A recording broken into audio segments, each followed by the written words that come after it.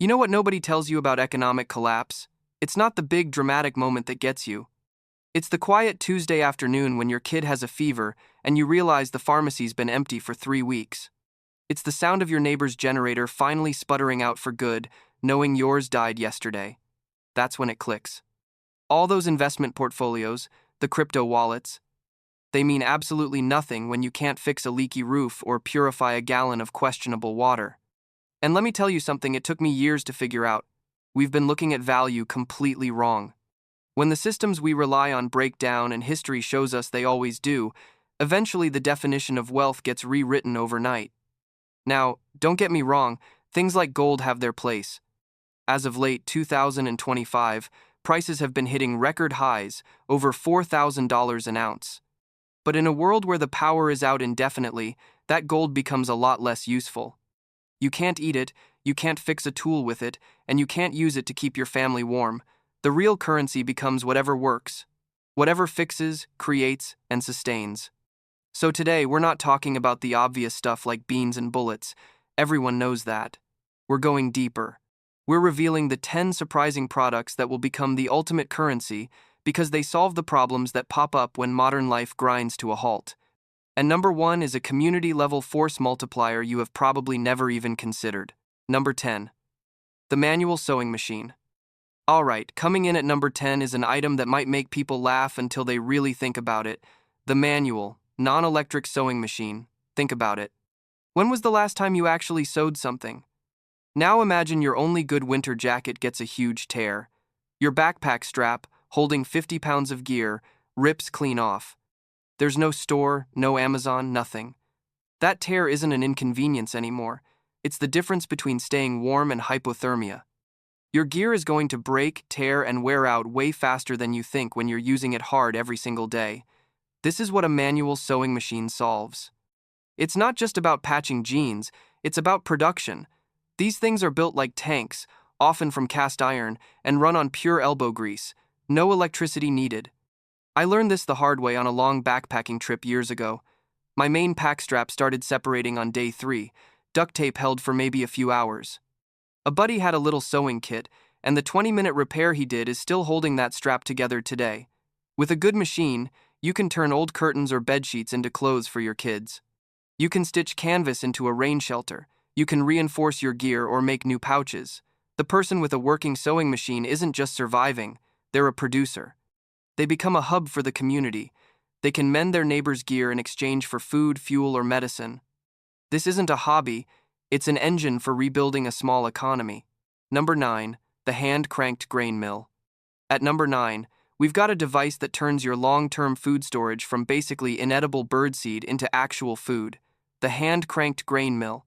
Here's the critical problem people overlook. You can store whole wheat, corn, or rice in a bucket for 30 years. But you can't live by chewing on raw wheat berries. Your body just can't digest them. Without a way to mill them into flour, that 500-pound stockpile of grain you have is practically useless. This is where the grain mill becomes a game changer. A good one, made of cast iron with solid burrs, lets you turn that bucket of rock-hard kernels into nutritious flour for bread or porridge. It requires zero electricity, just human power. It's the key that unlocks all the calories you so carefully stored. But here's where it becomes a true asset. Imagine a community harvests a field of corn. How do they process it? Bashing it with rocks is slow, and you lose a ton of the grain. The family with the grain mill becomes the heart of the food processing operation. They have an invaluable service to trade. They can take a percentage, a miller's toll from everyone who uses it. Suddenly, they're building a massive food reserve for themselves without ever planting a seed, just by providing a critical service. It's a tool that ensures your stored food is a living source of sustenance. Number 8. The solar or gravity-fed water purifier. Number 8 on our list tackles the single most important thing for survival, the one thing you can't last more than 3 days without: clean water. We're talking about a high-quality, non-electric, gravity-based or solar water purifier. When the grid goes down, the first thing to fail is the municipal water system. The tap water you drink without thinking twice becomes a cocktail of cholera, dysentery, and typhoid. These are the diseases that will come roaring back and kill way more people than violence. Now, a lot of preppers have backpacking filters, and that's a start. But they have limited lifespans. They clog and fail. Boiling works, but it burns through your precious fuel. You can't afford to burn a pile of firewood every single day just to have safe water. A solar still, or a high-end gravity-fed system with cleanable ceramic elements, is the real solution. A solar still uses nothing but sunlight to evaporate and condense pure water, leaving all the germs, heavy metals, and salt behind. It's slow, but it's foolproof and fuel-free. These systems are about long-term, sustainable water purification. The utility here is immense. Owning a reliable water source makes you the literal source of life for those around you. In a world where a simple case of dysentery is a death sentence, people will trade anything for a gallon of safe drinking water. You can rehydrate food, clean wounds, and maintain a level of hygiene that will be impossible for most. It's a quiet asset, but its value is absolute. Number 7. The hand-cranked shortwave radio. Coming in at number 7 is a tool that deals in what might be the most valuable currency in a crisis: information. This is the hand-cranked, multi-band shortwave radio. When the grid goes down, our world goes silent. The internet, TV, cell phones gone. You're plunged into an information vacuum, blind to anything happening beyond your line of sight. Is this crisis local or global? Are there safe zones? Is help coming, or is no one coming? That lack of information is terrifying and lethally dangerous. Rumors spread like wildfire. A shortwave radio solves this. Unlike your car's AM/FM radio, shortwave signals can bounce off the atmosphere and travel thousands of miles. A hand-crank model is essential because it frees you from relying on disposable batteries, which will be impossible to find.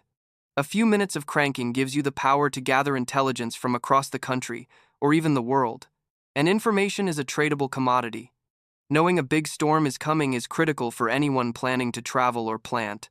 Hearing a broadcast about a military quarantine zone 100 miles away could save your life. The person with the radio is the one who knows. They can debunk deadly rumors or confirm vital truths. In a world of total uncertainty, that knowledge can be bartered for food, security, or a leadership role in any group. Number 6. Leatherworking tools. At number 6, we have not a single item, but a simple kit of non-powered tools for a craft that's been essential since the Stone Age: leatherworking. I'm talking about basic stuff: awls, heavy needles, groovers, and punches. Here's the problem they solve. All our modern synthetic gear will eventually fail.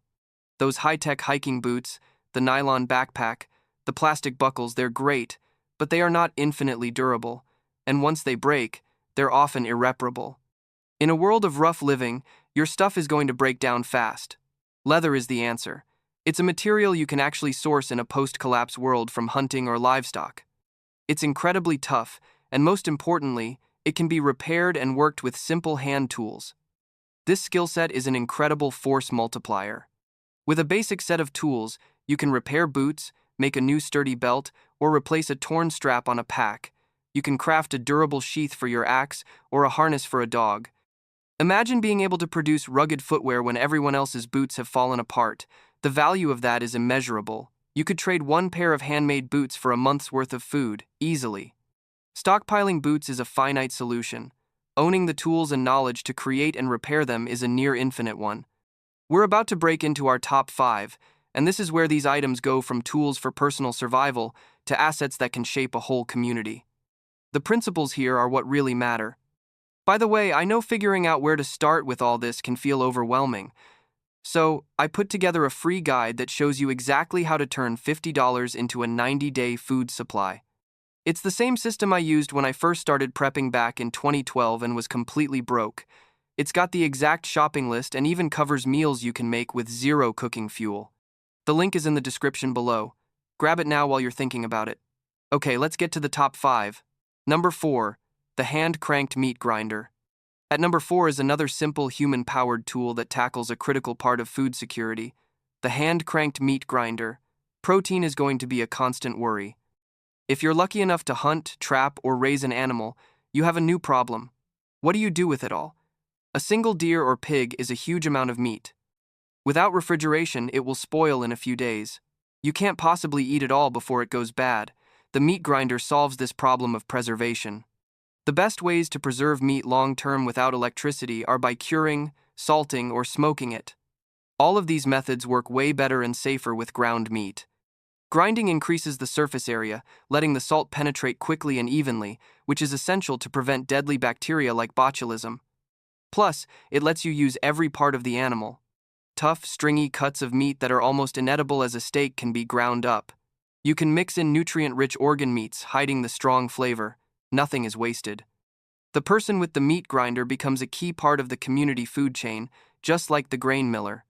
You can take a cut of all the meat you process, building your own stores and creating a stable, tradable food source like cured sausage. Number 5. The hand-cranked coffee grinder. Coming in at number 5 might surprise you because it seems like a luxury. It's the cast-iron hand-cranked coffee grinder. And yes, it's for coffee, but its true value is in morale and high-end barter. First, in a collapsed world, small comforts become powerful psychological anchors. A sense of normalcy, a familiar ritual, these things aren't luxuries. They're essential for mental survival when you're stressed and pushed to your limits. But the real power of this is in trade. Coffee itself will become an elite tier barter item. People will give up necessities for a taste of something they thought was gone forever. Remember the stories from the siege of Sarajevo?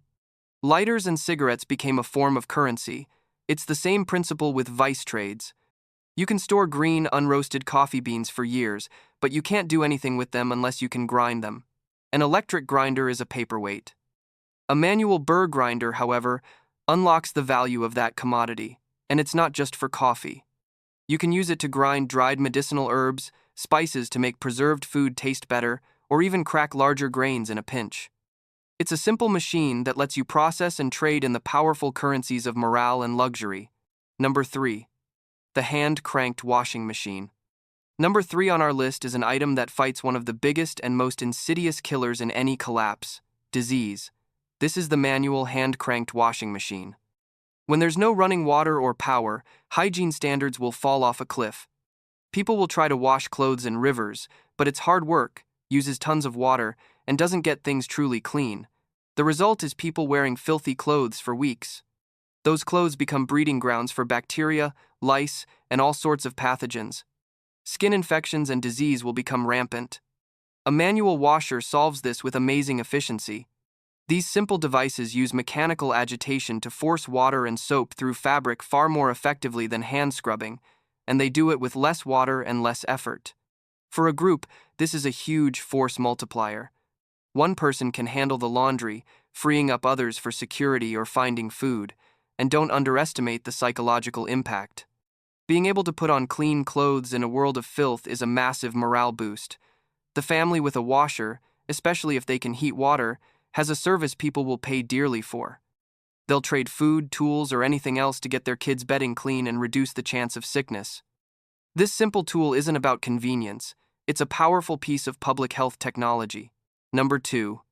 The hand-cranked coffee roaster. Coming in at the number 2 spot is another item that seems like a luxury but holds the key to creating immense value: the manual coffee roaster. This takes the idea from the grinder to a whole other level. Here's the problem it solves. Green, unroasted coffee beans can be stored for years. Roasted coffee goes stale in weeks. Anyone can stockpile green beans, but not everyone can turn them into the amazing, aromatic product people crave. A hand-cranked roaster, which is often just a metal drum you turn over a fire, is the tool that unlocks the ultimate potential of stored coffee.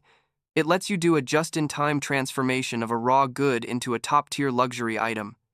The expanded utility here is pure economics. In a barter economy, there will be tiers of goods. At the bottom are necessities like water and basic food. In the middle, useful things like tools and ammo. But at the very top is the premium luxury tier. Freshly roasted coffee will be king of that tier. The person with a stockpile of green beans and a roaster isn't just a prepper, they are a manufacturer. The smell of you roasting a small batch would draw people from all over. You could trade a single bag of freshly roasted coffee for things of immense practical value.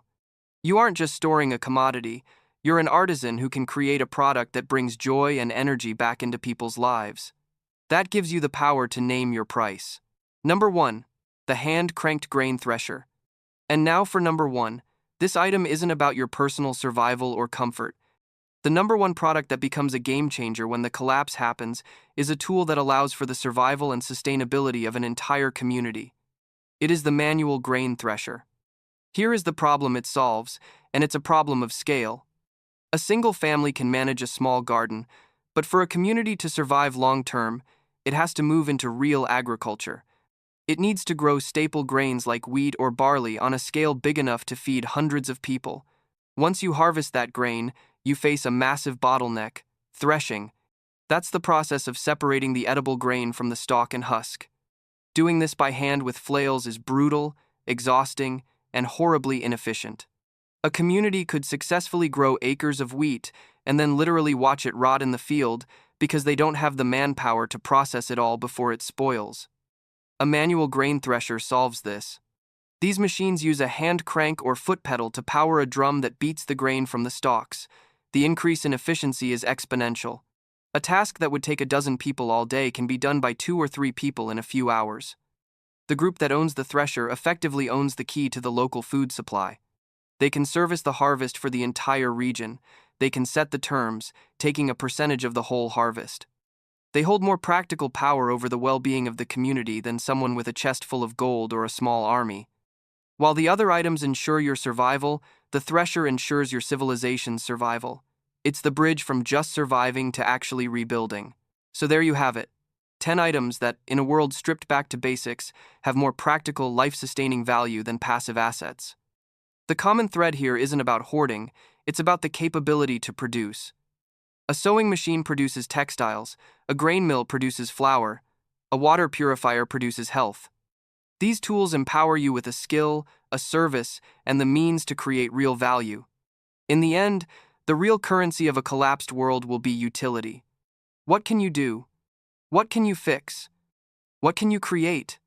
The most resilient people won't be the ones with the most gold bars, but the ones with the right tools and the knowledge to use them. True wealth isn't something you dig out of the ground, it's something you build with your own 2 hands. Let us know in the comments, which overlooked item do you think will become priceless? Stay safe and prepare wisely.